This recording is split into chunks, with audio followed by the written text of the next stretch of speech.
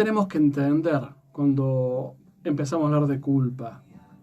Lo primero que tenemos que entender es que nos dividimos.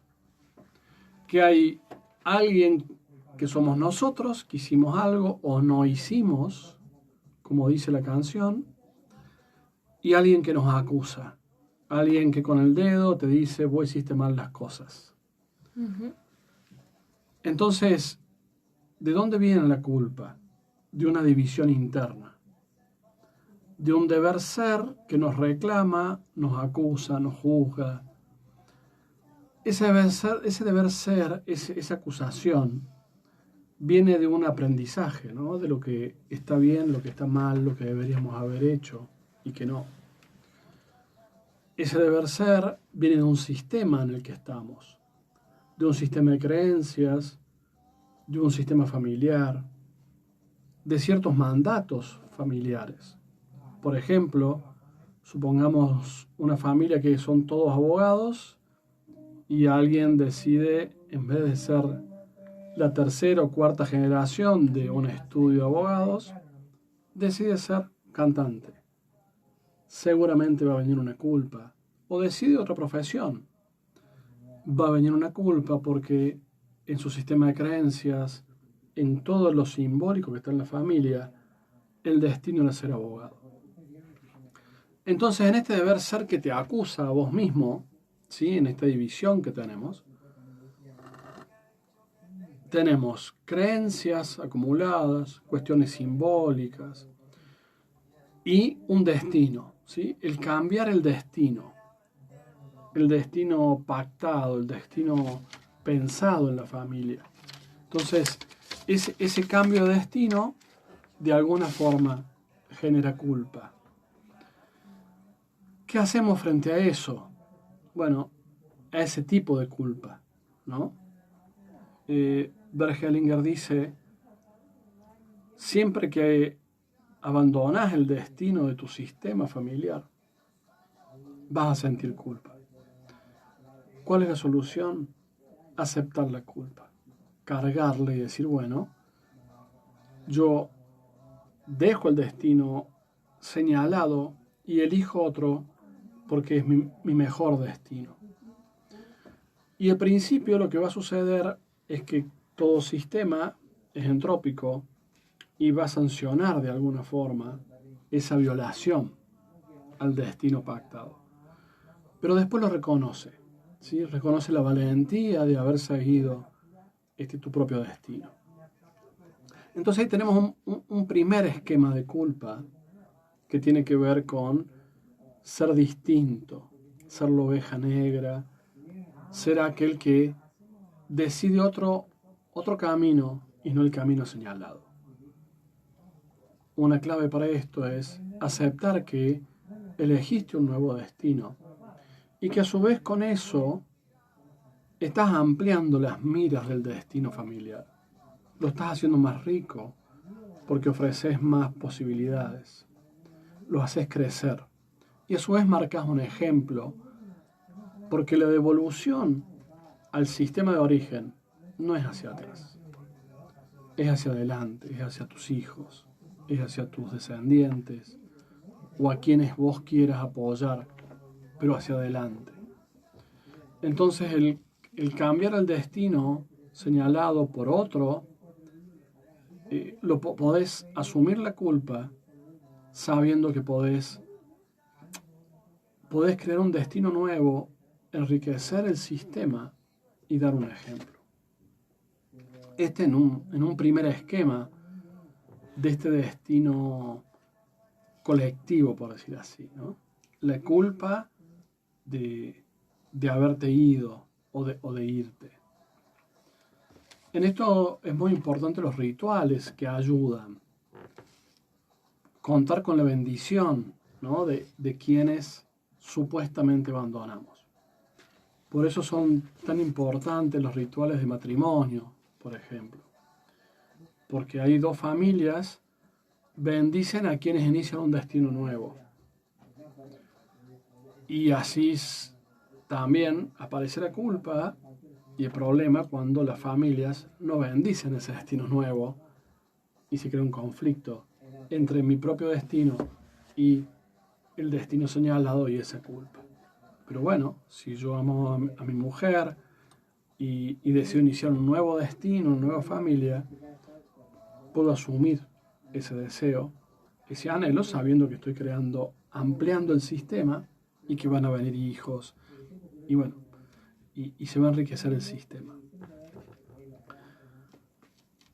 Después tenemos otro tipo de culpa que tiene que ver con el orden de la ayuda, ¿no? Cuando queremos ayudar o cuando estamos en posición de ayudar, como es tu caso, Ro, como médica, uno como coach de entrenamiento, de desarrollo, o como profesional, ¿no es cierto?, como abogado también, y uno viene a ayudar.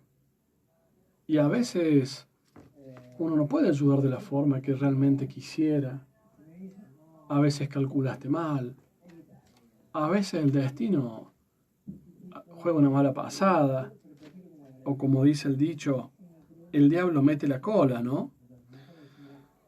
Y cuando pasa eso, uno se siente frustrado porque siente que podría haber hecho otras cosas, haber hecho algo mejor. Ya vamos a hablar un poquito sobre esta culpa de la ayuda. Después la culpa por los actos individuales, ¿no? Voy a contar dentro de un rato, la anécdota de Jeffrey, donde él supera una gran culpa y ahí hay una técnica. Pero como decía la canción recién, por miedo a perderte no dije nada. Y en el fondo la perdió.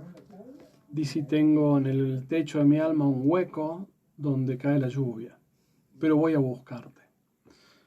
Bueno, me parece que esta es la principal clave de reparación o de sanación de la culpa o eliminación de la culpa. Que te lleve a la acción, ¿sí? Que no te paralice, que te lleve a la acción. Porque muchas veces no se puede reparar lo que aparentemente rompimos o no hicimos, no pudimos. Pero muchas veces se puede y no lo hacemos por miedo y no lo hacemos porque la culpa paraliza, ¿no? Nos hace mirar hacia abajo y sentirnos feos, sentirnos malos, sentirnos oscuros. Hay también cuestiones de lealtad en la culpa, ¿no? Y siempre hay un dilema moral. El dilema moral, ¿qué es lo mejor para hacer? ¿No? Y yo siempre digo en este programa, y no me canso de decirlo nunca, que la vida humana se trata de dilemas morales. Y eso es algo que a mí me enseñó profundamente el derecho. El derecho ha intentado siempre de resolver los dilemas morales. ¿Qué es lo que está bien? ¿Qué es lo que está mal? En la posición de cada persona.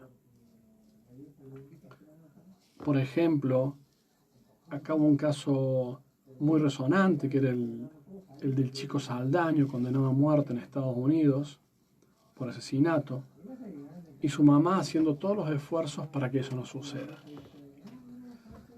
Y bueno, uno podría juzgar desde el punto de vista moral, bueno, es un asesino, pero para la madre es la madre. Entonces, ahí están los dilemas morales, ¿no? De cuál es mi rol, qué valor está en juego. Y obviamente el valor que está en juego es el amor, que está por sobre la moral en el caso del hijo. Y el problema de los valores, los dilemas morales, es que no están en el mismo lugar. Nunca. Nunca. Siempre tiene que haber uno por arriba de otro. Y el tema es cuál es nuestro valor guía, ¿sí? Nuestro faro para decir, bueno, este es mi valor y dónde está la culpa. O dónde aparece la culpa. Si yo puedo detectar que actué con la mejor intención o con el mejor deseo, puedo mitigar mucho la culpa porque somos humanos. Y acá viene de otra de las claves, ¿no? Como puse el otro día en un flyer, la culpa empieza a achicarse cuando podemos ver nuestra humanidad. Indudablemente tenemos la soberbia de creer que podemos manejar el destino. Que cuando a ustedes les llega un paciente con las herramientas que tienen, van a poder salvarlo o solucionar. Pero resulta que cada persona tiene su propio camino.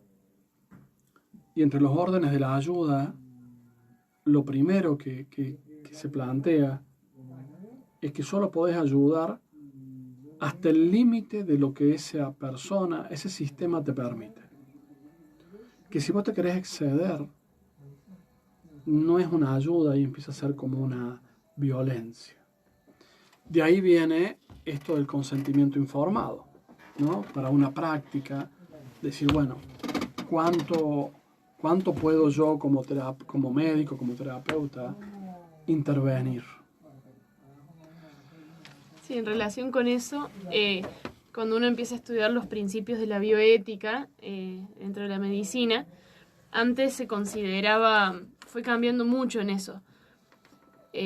Son 4 los principios, es el de no maleficencia, o sea, tratar de no hacer el mal, no dañar. Primum non nocere, dice, no sé si está bien pronunciado, pero bueno, primero no dañar. Después el de beneficencia, es decir, buscar el bien. El de justicia y el de autonomía. Que esto del consentimiento informado viene como muy de la mano con el principio de autonomía, y antes lo más importante, desde la visión como muy paternalista de la medicina, donde el médico era el que sabía todo y sabía que era lo mejor para el paciente, estaba esta visión de no dañar y buscar el bien. Ahora ya se cambió, ya se sabe que el individuo es el dueño de su cuerpo, de su propia salud, de su vida, y el principio más importante es el de la autonomía.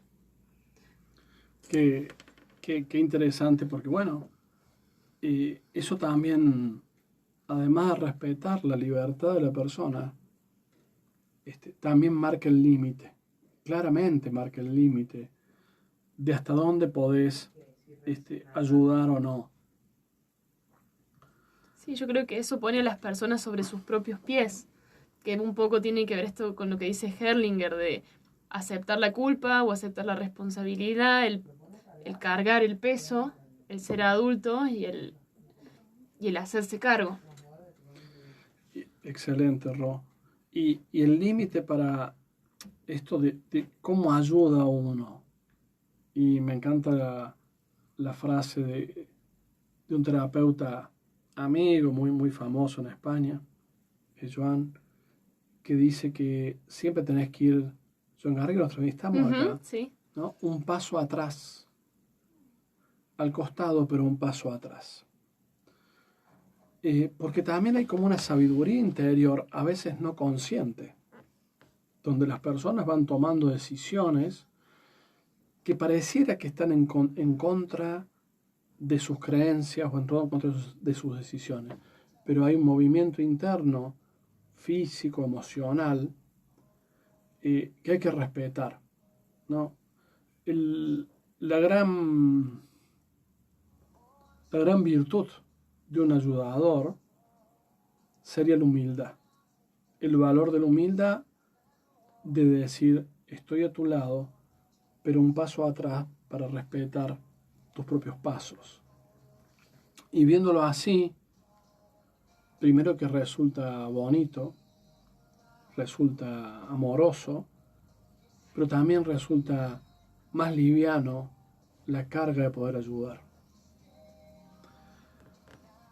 Creo que cuando empezamos a entender la humanidad que nos atraviesa a todos, la falta de información, nuestro a veces cansancio, la incapacidad de razonar a veces correctamente, las urgencias, los miedos que nos acechan, las implicancias transgeneracionales que a veces no las ve, pero que están.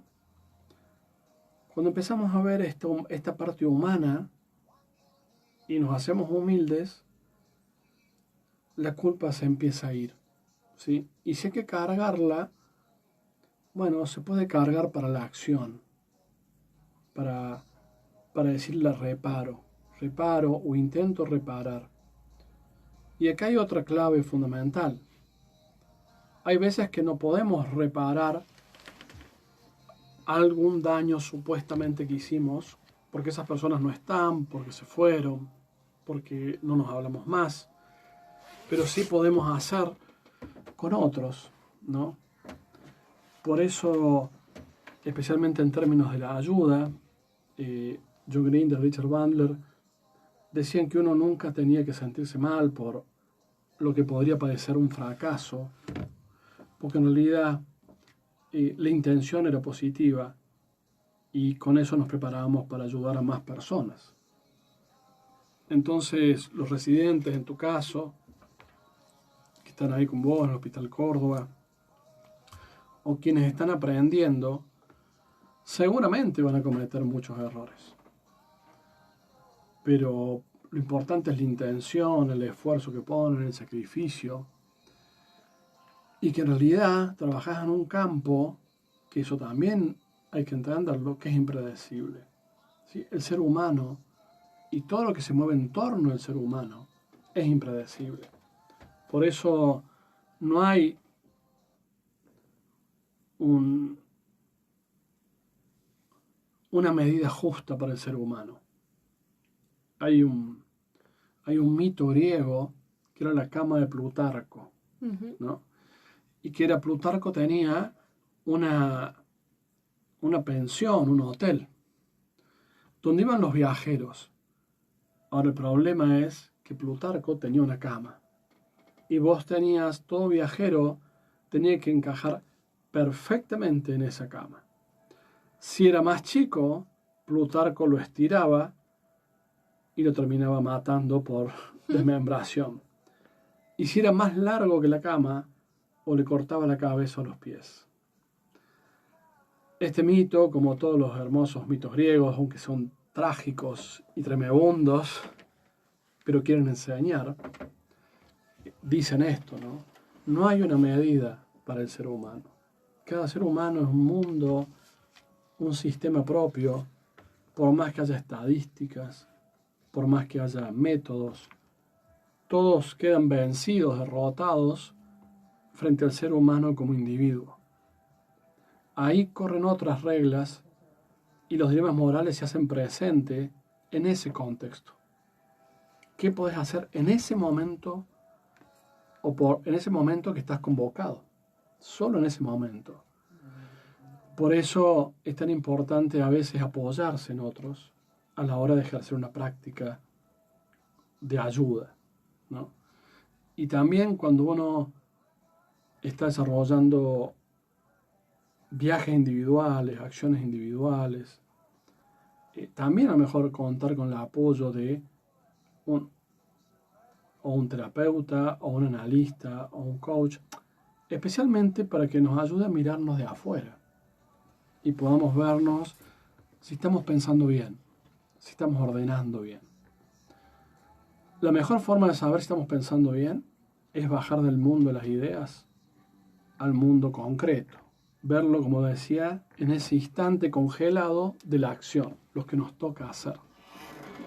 Claro, justo eso estaba pensando, que algo que yo veo muy frecuentemente en la gente que está aprendiendo, que bueno, en mi caso tengo mucho contacto con los médicos residentes, que son médicos que se están especializando, es que cuando uno comete un error, por ahí están, no sé si es la culpa lo que siente, o la vergüenza, o esta sensación que nos invade frente al error o a la equivocación, que por ahí nos obnubilamos. Y eso yo lo veo mucho, de frente al error viene el malestar y me abstraigo de la situación. Entonces por ahí se pierde la posibilidad de realmente aprender. Por la culpa, porque uno dice, esto yo lo tendría que haber visto, como no me di cuenta yo lo tendría que saber. Eso lo veo mucho en mis chicos. Y en lugar de decir, no lo sé hacer, ¿cómo se hace? Están dándose con un látigo de todo lo que no saben y lo que ya tendrían que saber, en lugar de correrse y aprenderlo. Excelente, Roy. Ahí estás señalando un tema, que es la retroalimentación. Y lo que está comprobado es que la retroalimentación negativa no sirve, no ayuda, no ayuda. Entonces, cuando cometiste un error o pensaste que podrías haber hecho algo mejor, esta retroalimentación negativa de un otro que somos nosotros mismos, castigándonos, a veces insultándonos, no sirve de nada. Lo que sirve es la retroalimentación positiva. Esto es algo que los docentes, los profesores, los padres tienen que aprender, de que nunca la retroalimentación negativa ayuda. Más allá de que uno pueda señalar que faltaron hacer cosas, pero justamente que abrir el mapa, abrir el abanico y ver qué otras cosas pudimos hacer, qué otras opciones para la próxima vez que suceda algo así, actuar con más poder, con más congruencia, con más eficacia, ¿no es cierto? Algo que también como que elimina las culpas para los ayudadores, para los profesionales, es crear métodos y entrenarse en los métodos. Eso lo podemos ver mucho en las películas yankees, cómo se entrenan los ayudadores y siempre buscan protocolos. Hemos visto eso con el COVID, los protocolos. Entonces, cuando uno generaliza las conductas y las ajusta a lo mejor posible, a la medida de lo posible, bueno, podemos refugiarnos en esa medida de lo posible, consensuada por muchos. Quizás, por supuesto, a lo mejor un protocolo a algunos individuos no le va a servir, pero a la mayoría sí. Y acá entra de nuevo el dilema moral. ¿La mayoría o un individuo? Y creo que ya lo comenté acá, que había un capítulo de Doctor House que siempre son dilemas morales y que una supervisora le dice a usted, Doctor House, tomó medidas fuera de protocolo, fuera de lo pautado. Y dice House, sí, bueno, pero yo le salvé la vida. Dice, sí, pero hizo lo incorrecto. Porque en realidad siguió sus intuiciones, sus ideas, pero no el criterio generalizado. Entonces, a veces tener pautas concretas de trabajo en un equipo, especialmente en los ayudadores, seguir los protocolos que se basan en la experiencia, en lo mejor posible dentro de los dilemas, es una muy buena forma de ayudar a los demás y ayudarse a sí mismo a no cargarse con un mundo de culpas. Después están las culpas de lo que no hice, lo que no me permití hacer. Y ahí está el conflicto, como dice Krishnamurti, entre lo que debería ser o debería haber sido y lo que es, ¿no? A veces nos enamoramos tanto de nuestras expectativas, de nuestros deseos, que nos impedimos disfrutar el presente. Me ha pasado de trabajar individualmente con personas que han sido al inicio en su adolescencia buenos deportistas y obviamente depositaron todo su anhelo, sus sueños en triunfar, en ser jugador de primera, ganar un título, y después por una lesión, por un entrenador, por distintas causas no se pudo, y seguir todavía sufriendo de qué pudieron haber hecho para haber cumplido ese sueño, ese destino. Y eso no los deja vivir, ¿no? ¿Y qué dice esta maravillosa médica, Elizabeth Kübler-Ross? Esta fue una médica que estudió a las personas antes, entrevistó junto con un sacerdote a más de 20.000 personas en estado terminal. Y hablaban de qué le pesaba, ¿no? O qué hacían frente a este desafío que era la muerte. Ella decía que lo que más había descubierto, que lo que los angustiaba, era lo que podrían haber hecho y no hicieron, ¿no? Lo que podrían haber dicho y no dijeron, como acá en la canción que escuchábamos recién. Torturándose por lo que deberían haber hecho, lo que podría haber sido y no con lo que es. Y acá hay un secreto. Lo que es la realidad. Y lo que es lo que pudo ser. ¿Sí? Lo otro es nuestra soberbia de decir, debería haber sido de otra forma. Y la vida es una realidad física también, una realidad matemática. Damos un caso paradigmático de la culpa, paradigmático. Tomándolo de la última cena, Jesús dice, uno de ustedes me va a traicionar. Y Pedro va y dice, no, yo jamás te traicionaría, maestro. Y Jesús le dice, antes que cante el gallo, me vas a traicionar 3 veces. Y así fue, ¿sí? Lo negó 3 veces a su amigo, a su maestro. Y uno tiene que pensar, ¿fue un hechizo de Cristo? ¿Fue una maldición? ¿O simplemente hay cosas que están viniendo en nuestra vida, ¿sí?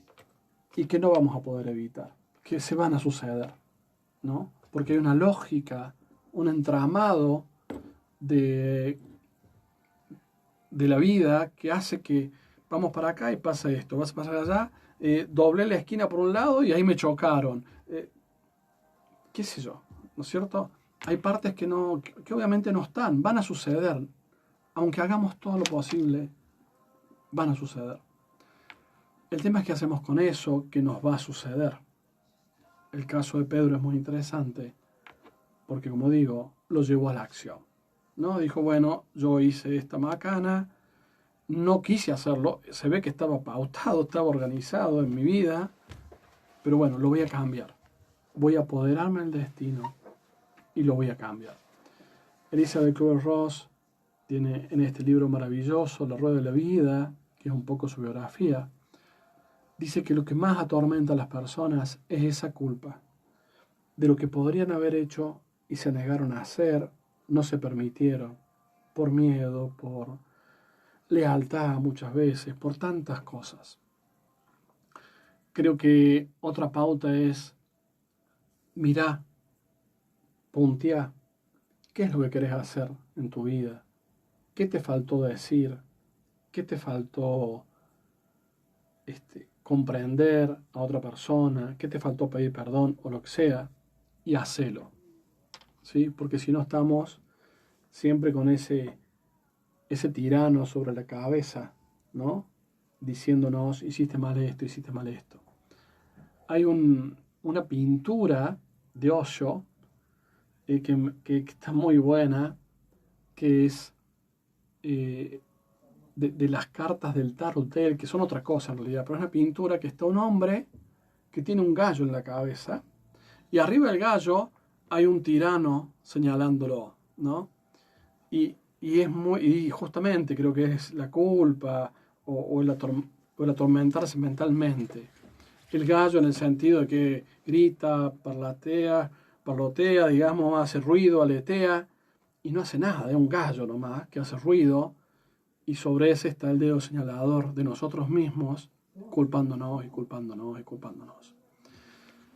La vida es lo que es y lo que pudimos hacer, y lo mismo los otros, lo que pudieron hacer. Atrás del 99% de todas las acciones hay una intención positiva, hay un deseo de lograr algo bueno. Entonces, corriéndonos, podemos empezar a ver eso, algo bueno. La historia que voy a contar ahora en un ratitito tiene que ver con eso y es un método. Pero empecemos a ser más sensibles y menos vulnerables y evitemos la división interna, porque la división es lo que hace que lo acciones. Integrate y podés ver lo que está mal, lo que faltó, lo que no pudiste y acciona.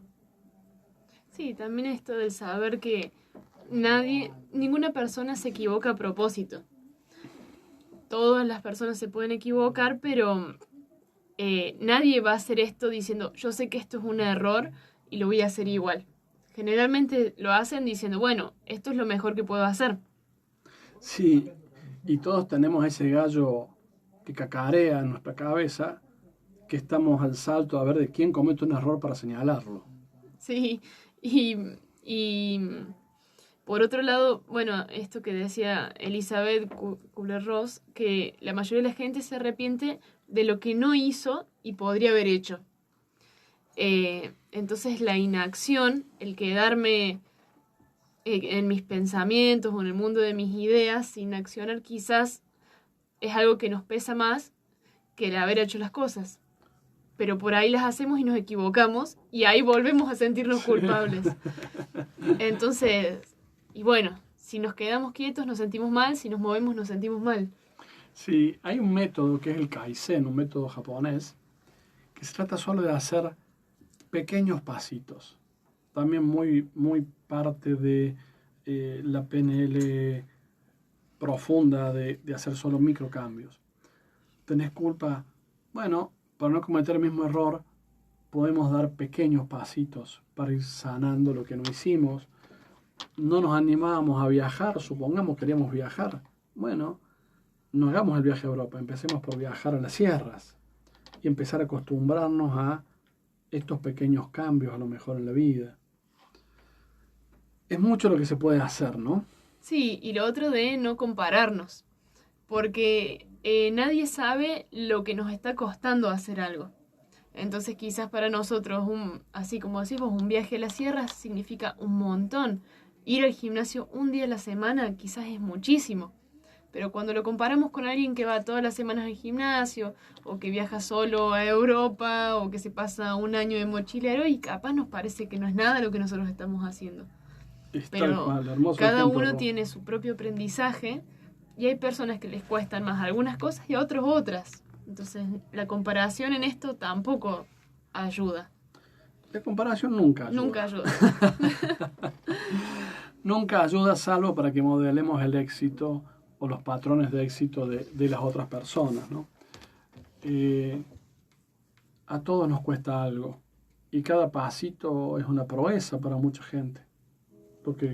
Lo que para Messi es a lo mejor muy simple, para el 99% de los jugadores es imposible. Y bueno, y así todo en la vida, ¿no? Tenemos inteligencias emocionales, inteligencias lógicas, pero el mundo de la emoción es el que mueve la culpa, ¿no? Y ahí tenemos que salir del niño y empezar a entrenarnos en tomar poder. Otra cosa que vamos a hacer con la culpa es inventariarla, ¿sí?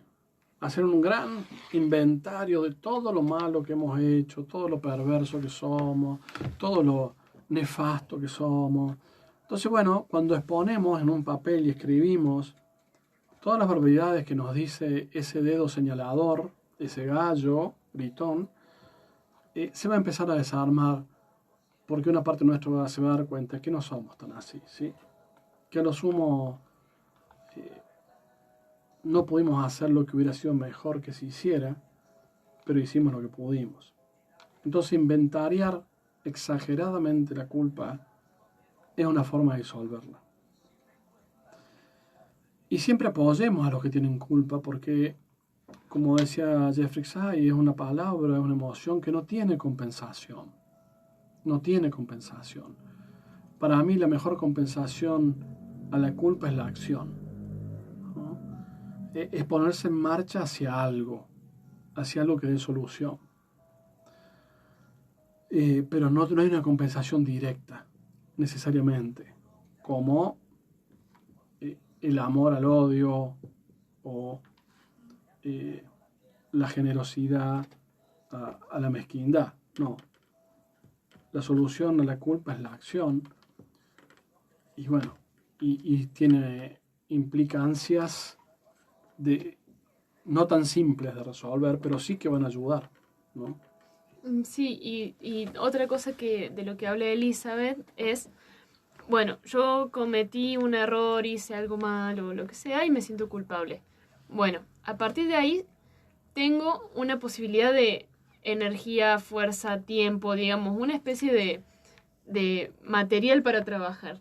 Bueno, ¿qué voy a hacer con esto? Lo voy a usar para solucionarlo, para buscar una solución, ayudar a otros, volver, o sea, evitar pasar nuevamente por esta situación, o esta misma energía que tengo la voy a usar para castigarme a mí mismo. Y ahí es ver qué es lo que es realmente más eficaz. Si me Eh, siento mal, la intención es solucionarlo. Entonces, usar esa energía para lastimarme no va a solucionar nada. es perfecto, Ro, lo que decís. Y esto también, ¿no?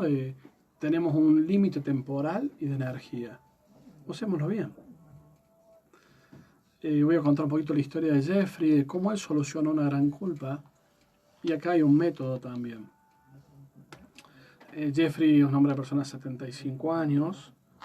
Él contaba que era una familia muy pobre, muy pobre. Jeffrey vive en Estados Unidos.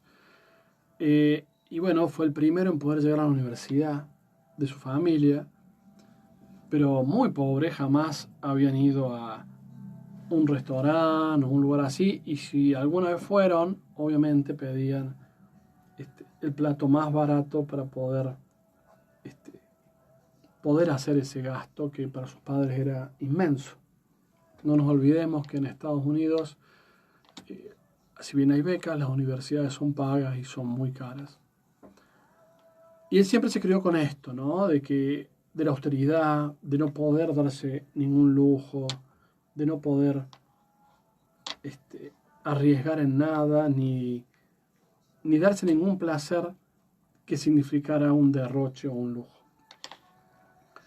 Entonces dice que cuando se recibe y empieza a ganar sus primeros dineros y se da cuenta de este límite, que en realidad era una lealtad muy amorosa hacia sus padres, por lo menos esta es mi forma de trabajar las dinámicas familiares, entendiendo las dinámicas profundas de amor que se mueven atrás. Él entiende esto de que había un límite enseñado por sus padres, por el sistema de creencias, por la vivencia especialmente, pero si miramos lo que había una gran lealtad a sus papás, pero esto de que tengo que ir más lejos que lo que el sistema me dice, entonces dice que agarró y fue a un restaurante que siempre había tenido ganas de ir y pidió la carta y eligió sin mirar el plato más caro, la bebida más cara, el postre más caro y la entrada más cara. Solamente porque era lo más caro.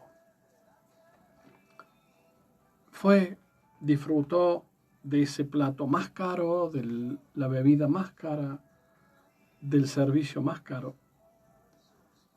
del postre más caro, llevando al extremo la deslealtad, ¿sí? Llevando al extremo la deslealtad hacia sus padres por ese derroche. Y así se liberó de la culpa, porque después pudo ir a cualquier restaurante y elegir lo que él quería comer, ya no fijándose en el precio, si era caro, si era barato, no, simplemente lo que él tenía ganas de disfrutar. Entonces una forma de vencer la culpa es ir al extremo. Ir al extremo y terminar burlándote de la culpa. Y así la vas a desactivar, ¿no? ¿Tenés culpa de estar tirado en la cama? Bueno, quédate en la cama todo el día, 2 días. ¿Tenés culpa de que no estudiaste hoy? Bueno, no estudies hasta que veas que podés ajustar la medida a lo útil, a lo humano, a que el valor se ajuste a tu vida y no que estés con ese dedo señalador de un supuesto deber ser que no se aplica a tu vida en este momento concreto. Sí, siempre recordar que los aprendizajes que hemos incorporado siempre vienen de un mecanismo de supervivencia. Hablamos de la teoría evolutiva y todo lo que nos han transmitido, digamos, en nuestra crianza y a la vez los que criaron a los que nos criaron. Entonces siempre vienen desde un lugar que nos va a preservar, nos va a permitir sobrevivir, pero que a veces han sido forjados en otras circunstancias que no se ajustan a las actuales. Es tal cual, Ro. Es hermoso lo que decís, la intención positiva atrás, ¿no? De tantas pautas y tantas supuestos mandatos, porque en realidad son mandatos de sobrevivir. Claro, en el caso que acabas de contar, el ir y pedir el plato más caro o un plato algo caro, en realidad iba en contra de la supervivencia quizás en la infancia de él, porque realmente no tenían dinero. Pero esas herramientas adquiridas ya en la actualidad no les servían, porque la circunstancia era completamente opuesta. Y aquí vemos que también superar, ese ir más allá, enriquece el sistema, porque le da otra opción que también es disfrutar, a pesar de que pueda costar un poco más. Bueno, son las 9 casi ya. ¿Nos vamos? Nos vamos. Muchas gracias a todos los que nos están apoyando, los que nos dan aliento desde el otro lado, ya sea desde la radio o desde el Instagram. Así que les agradecemos mucho. Y por WhatsApp. Así que muchas gracias a todos. Y bueno, nos vemos. También va a estar en Facebook. Si les gustó, si les parece útil, compártanlo. Y vamos a disfrutar y, como siempre decimos, sean generosos con ustedes. Esa es una gran herramienta para la vida. Hasta acá llegamos con Escuela de Gigantes. Un abrazo y mucho cariño para todos.